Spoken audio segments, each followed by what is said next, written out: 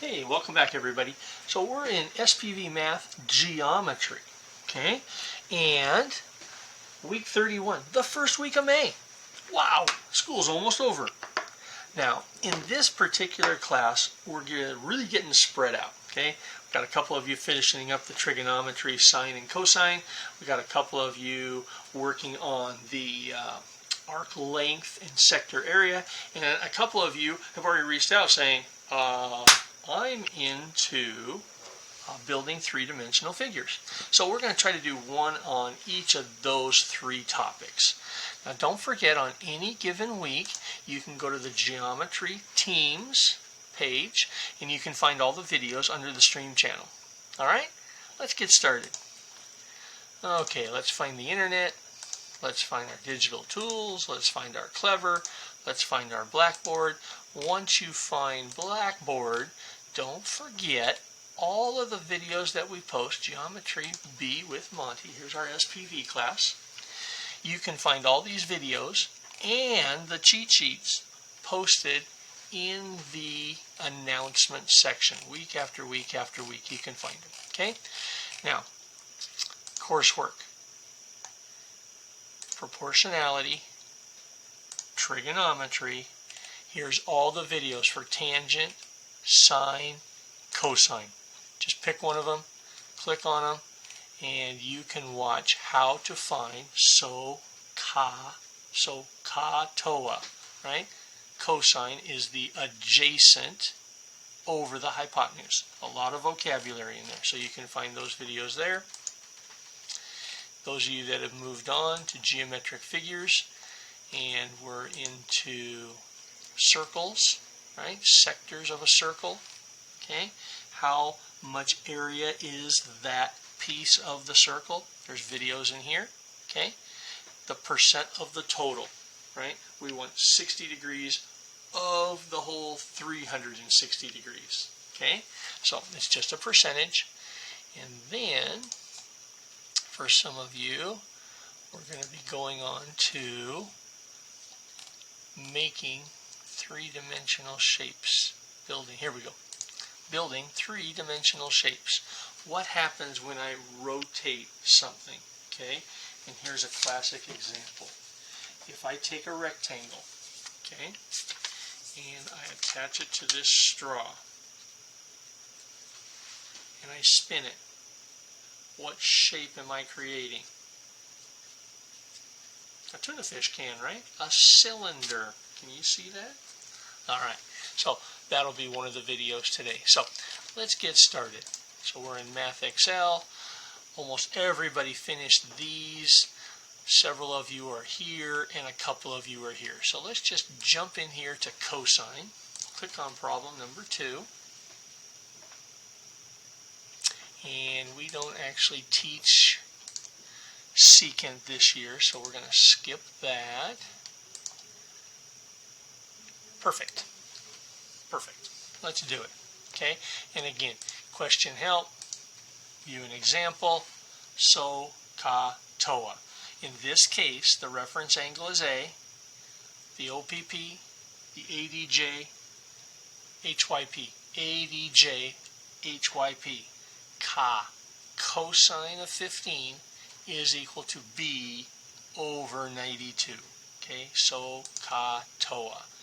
So adjacent over the hypotenuse, plug it in, do the math, get some sort of an answer. Now remember, it's not about getting the right answer because there's so many ways.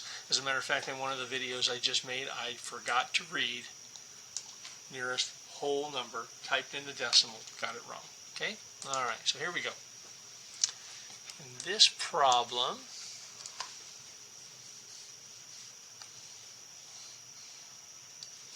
(37 degrees), B, 291, reference angle A.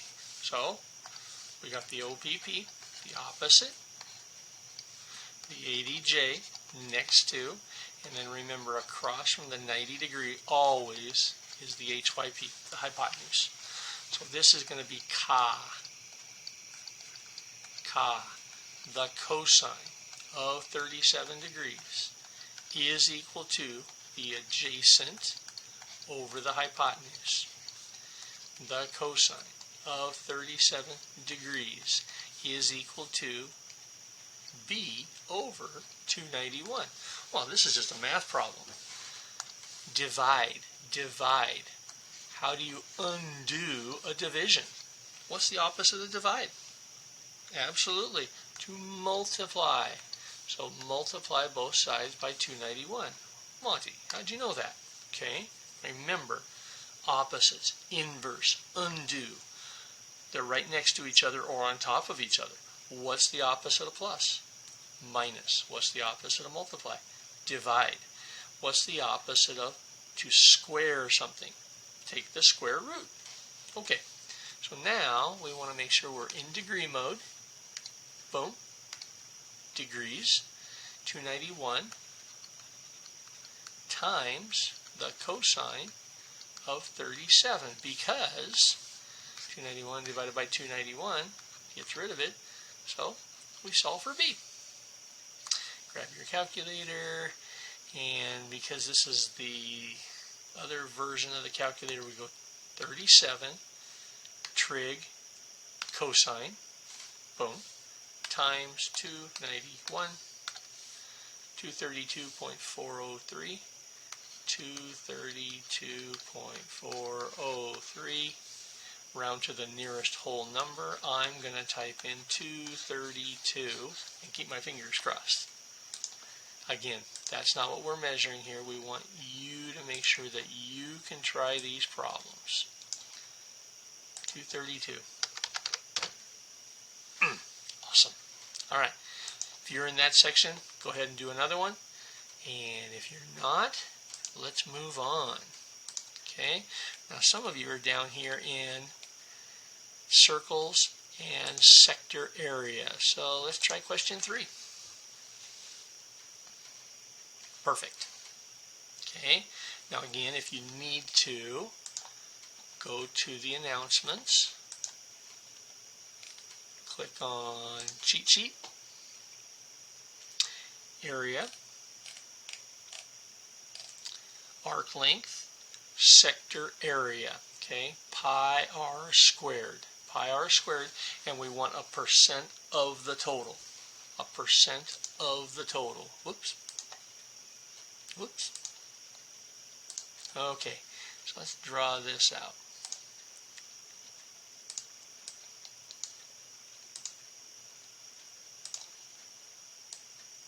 All right, so we have a circle,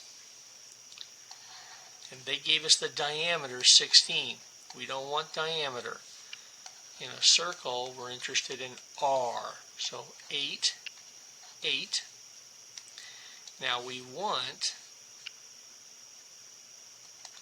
this. We want that piece. So we don't want the 150. We don't want 150. We want what's left. So 180, half a circle. Half a circle is 180. We want 180 minus 150, 30 degrees. So we want this. We want this piece of pie. And that piece of pie is 30 degrees with a radius of 8. Now, the whole circle,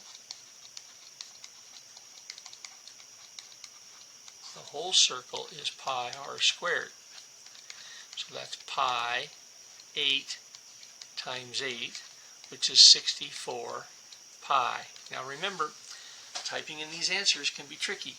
Type an exact answer in terms of pi. Leave the pi there. Don't multiply by 3.14. Don't multiply by the pi button. 64 pi is the whole. We don't want the whole. We want piece of the whole. We want 64 pi 30 of the whole thing. We want 30 of the 360.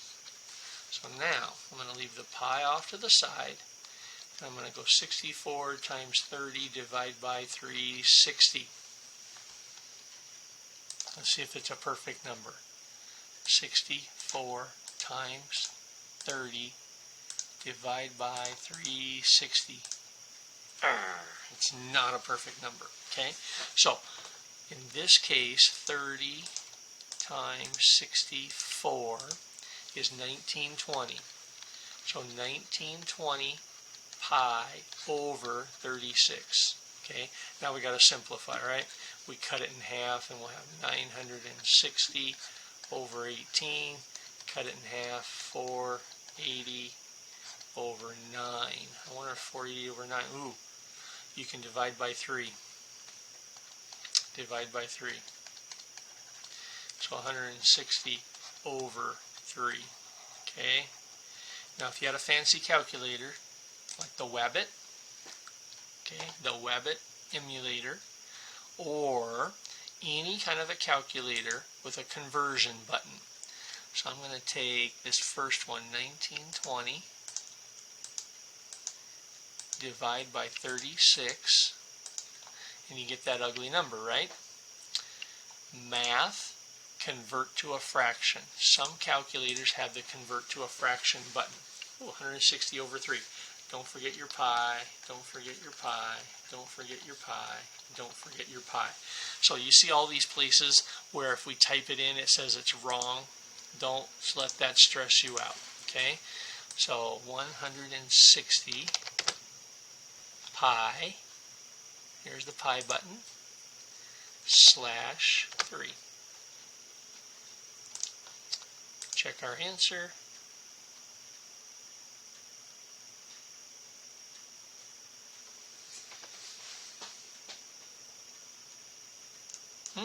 Didn't like my answer. So you see how easy it is to make a mistake? 38.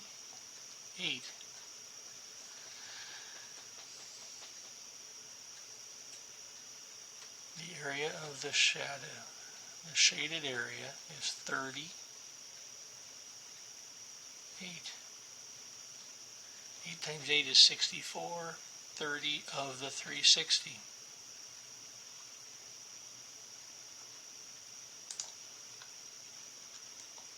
8 times 8 is 64 times the 30 degrees divided by the 360. Oh. My bad. Math. Enter. Yeah, 16 over 3. Right here. 960, 18, 480. Yeah, right here. Cut it in half. Divide by 3.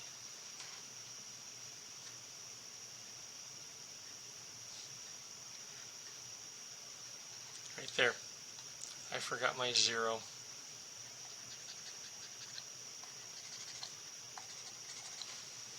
See how easy it is to make a mistake? So don't stress making a mistake. Go through the work. Alright. So I promised you we would look at creating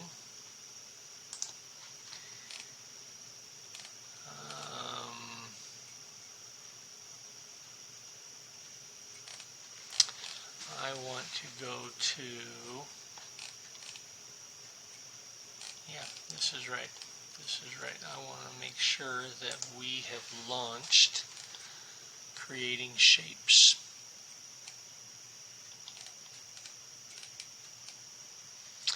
Equation of a circle, volume, surface area, build three-dimensional shapes. Good. You've all been assigned building three-dimensional shapes. And these are fun, okay? And the reason these are fun is because what happens if I spin this shape around? Spin it, okay? And sometimes you'll want to take a sheet of paper, okay, and test it, okay? So if I take that, right, take that shape and spin it, okay, can you see what it would create? Spin it really fast. You have to tape it to your straw and spin it, okay? So the combination of a sphere and a cone. Cone and a rectangle. 2 cones. Cylinder and a cone. Can you see how it'd be a cylinder and a cone?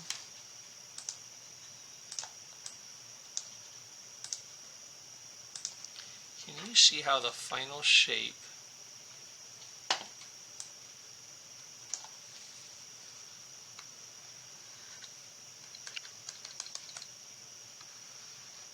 this is the cylinder piece, right? And then this piece, so here's our cone, here's our cylinder. Because we're spinning it, it'd be round, okay?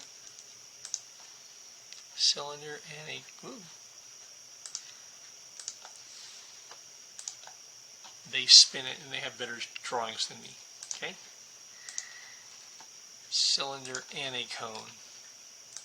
All right, cool. Hopefully you have a great week. Let me know how I can help you. Enjoy the sunshine. Enjoy the first week of May. Mother's Day coming up.